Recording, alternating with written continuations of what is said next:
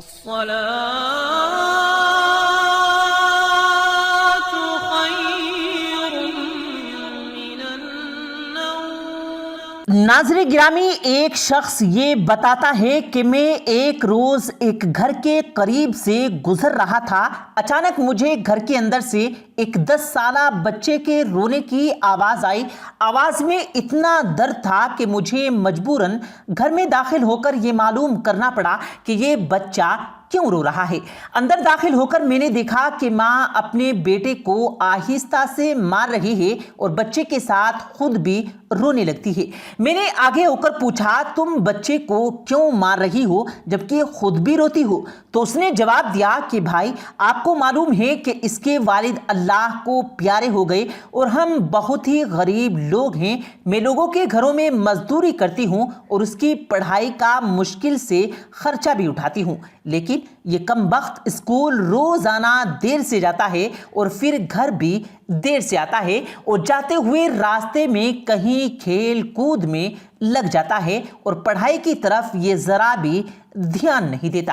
میرے لیے گھر کا خرچ چلانا مشکل ہے، لیکن میں چاہتی ہوں کہ یہ پڑھنے لکھنے لگ جائے اور پڑھ لکھ کر ایک بڑا انسان بن جائے کہ اب اس کے والد بھی سر پر نہیں ہیں تو زمانہ یہ باتیں نہ کرے کہ ماں نے اپنے بچے کو نہیں پڑھایا اور اسے غلط کاموں میں ڈال کر آوارہ کر دیا۔ وہ شخص یہ بتاتا ہے کہ میں اس عورت کو سن رہا تھا، وہ بتا رہی تھی کہ یہ بچہ اپنی وردی گندی کر لیتا ہے اور میں نے اس بچے اور اس کی ماں کو تھوڑا سمجھایا اور پھر آگے چل دیا۔ لیکن صبح صبح جب سبزی منڈی کو سبزی وغیرہ لینے پہنچا تو اچانک میری نظر اس 10 سالہ بچے پر پڑی جو روزانہ ہی گھر سے مار کھاتا تھا۔ میں یہ دیکھتا ہوں کہ وہ بچہ منڈی میں گھوم رہا ہے جو دکاندار اپنی دکانوں کے لیے سبزی خرید کر بوریوں میں ڈال رہے ہیں، تو ان میں سے کوئی سبزی اگر زمین پر گر جاتی تو بچہ اسے فوراً اٹھا کر اپنی جھولی میں ڈال دیتا۔ یہ ماجرا میں دیکھ کر پریشانی میں مبتلا ہو کر آخر چکرا ہی گیا اور باہر آ گیا۔ میں اس بچے کو چوری چوری دیکھنے لگا اور اس کے پیچھے چلتے چلتے اس کا پیچھا کرنے لگا۔ اب اس کی جھولی سبزی سے بھر گئی تو سڑک کنارے بیٹھ کر اونچی اونچی آواز لگا کر اسے بیچنے لگا۔ منہ پر مٹی، گندی وردی اور آنکھوں میں نمی کے ساتھ ایسا دکاندار تو میں نے اپنی زندگی میں پہلی بار دیکھا تھا۔ اب دیکھتے ہی دیکھتے اچانک ایک آدمی اپنی دکان سے اٹھا جس کی دکان کے سامنے اس بچے نے اپنی ننھی سی دکان لگائی ہوئی تھی۔ اس شخص نے آتے ہی ایک زوردار پاؤں مارا اور اس ننھی سے دکاندار کو ایک ہی جھٹکے میں اس کی ساری جمع پونجی سمیت اٹھا کر سڑک پر پھینک دیا اور بازو سے پکڑ کر اس بچے کو بھی اٹھا کر دھکا دے دیا اور دکاندار اپنی آنکھوں میں آنسو لیے اپنی ساری سبزی کو سڑک پر سے اکٹھا کرنے لگا۔ پھر تھوڑی دیر کے بعد اپنی سبزی کسی دوسری دکان کے سامنے لگا کر بیٹھ گیا۔ اب بہت سی سبزی تو سڑک پر بکھر چکی تھی، جو کچھ بچی اس ننھے سے دکاندار نے اس کو بیچا، پیسے لیے، پھر بھاگتا ہوا ایک اور دکان پر گیا، وہاں سے اپنا بستہ اٹھایا اور بنا کچھ کہے اسکول کی طرف چل دیا۔ میں بھی اس کے پیچھے پیچھے چلتا رہا۔ جب وہ بچہ اسکول پہنچا تو 1 گھنٹہ دیر ہو چکی تھی، جس پر اس کے استاد نے ڈنڈے سے خوب پیٹا اور پھر جلدی جا کر استاد کو کچھ کہے بغیر اپنی جگہ پر بیٹھ گیا۔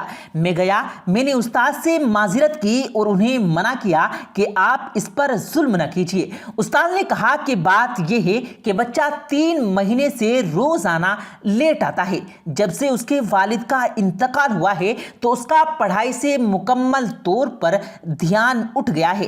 میں نے استاد کا نمبر لیا اور انہیں کہا کہ میں آپ سے رابطہ کروں گا۔ اب ساری رات میرا سر یوں چکراتا رہا کہ میں یہ سوچتا رہا کہ بچہ جب دوبارہ گھر دیر سے پہنچا ہوگا تو یقیناً ماں نے اس کو پھر مارا ہوگا۔ لیکن میں نے اگلی صبح نماز کے فوراً بعد استاد کو فون کیا اور انہیں کہا کہ آپ برائے مہربانی سبزی منڈی پہنچ جائیں، مجھے آپ سے کچھ ضروری بات کرنی ہے۔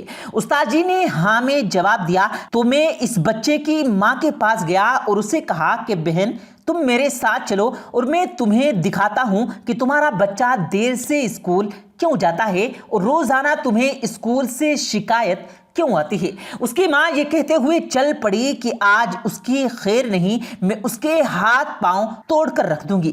ہم تینوں جب منڈی پہنچے تو تینوں الگ الگ جگہ پر کھڑے ہو گئے اور اس ننھے سے دکاندار کو دیکھنے لگے جس نے اپنے معمول کے مطابق سبزی اکٹھی کی، پھر ایک جگہ جا کر سبزی لگا کر بیٹھا اور اسے بیچنے لگا۔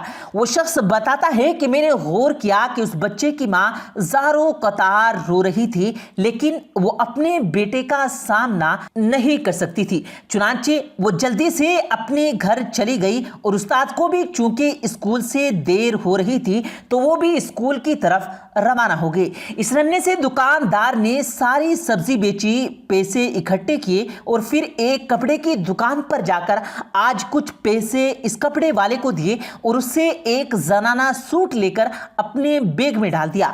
میں اس بچے کا پیچھا کرتے ہوئے اسکول پہنچا تو یہ آج بھی 1 گھنٹہ لیٹ ہو چکا تھا۔ کلاس میں داخل ہوتے ہی اس نے ہمیشہ کی طرح اپنا سر جھکایا اور استاد سے مار کھانے کے لیے تیار کھڑا تھا، لیکن اس دفعہ استاد محترم نے ڈنڈا نہیں اٹھایا بلکہ وہ خود اپنی کرسی سے اٹھے، اس ننھے سے بچے کے سامنے 2 زانوں بیٹھ گئے اور اس کو اپنے گلے سے لگا لیا۔ پھر اتنا روئے کہ بچہ بھی سہم گیا اور وہ بھی رونے لگا۔ میں نے آگے بڑھ کر استاد کو چپ کروایا اور اس سے پوچھا کہ بیٹا تم نے جو کپڑے لیے ہیں وہ کس کے لیے ہیں؟ اس بچے نے کہا کہ بابو جی معاملہ یہ ہے کہ میری والدہ میرے والد کی انتقال کے بعد امیر لوگوں کے گھروں پر کام کرتی ہیں، لیکن میری والدہ کے کپڑے اتنے پھٹ چکے ہیں کہ ان کا جسم بھی پوری طرح سے ڈھکا ہوا نہیں ہوتا اور وہ نئے کپڑے اس لیے نہیں خریدتی کہ میرے اسکول کی فیس ادا کرتی ہیں اور میرے کھانے کا انتظام کرتی ہیں۔ مجھ سے یہ برداشت نہیں ہوتا تھا، اس لیے میں نے اسکول سے پہلے کچھ سبزی بیچ کر گزشتہ 3 مہینے سے یہ پیسے اکٹھے کر رہا تھا اور آج اس قابل ہوا کہ اپنی ماں کے لیے ایک نیا جوڑا لے کر جا رہا ہوں۔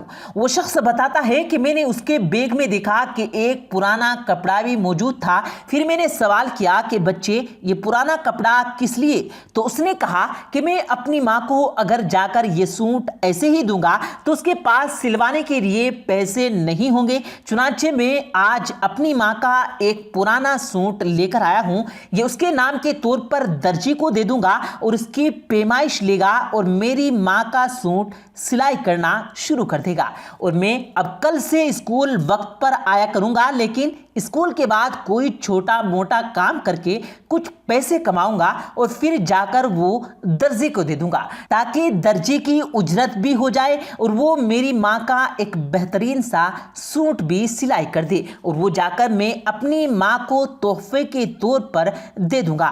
ناظرین گرامی، ایک لمحے کے لیے اپنے ارد گرد نظر دوڑائیے اور دیکھیے کہ اس طرح کے کتنے بچے ہمارے معاشرے میں موجود ہیں جو کسی کے سامنے ہاتھ پھیلانے کو اپنی ہزیمت سمجھتے ہیں، لیکن ان سے زیادہ ضرورت مند کوئی نہیں ہے۔ ہم اشارے پہ کھڑے ایک فقیر کو تو بھیک دے دیتے ہیں، لیکن ان لوگوں کو ڈھونڈنے کی کوشش نہیں کرتے اور اصل حقدار تک اس کا حق نہیں پہنچاتے ہیں۔ اور اگر ہم مسلسل اسی طرح کی غفلت کرتے رہے تو اس کا سوال تو ہم سے بھی کیا جائے گا۔ چنانچہ اپنے ارد گرد ایسے لوگوں، ایسی ماؤں اور بچوں کو تلاش کیجیے اور حقدار کا اصل حق ان تک ضرور پہنچائیے۔ اللہ رب العالمین ہمیں عمل کرنے کی توفیق عطا فرمائے، آمین یا رب العالمین۔ پیارے دوستو، امید کرتے ہیں آپ کو آج کی ہماری یہ ویڈیو ضرور پسند آئی ہوگی۔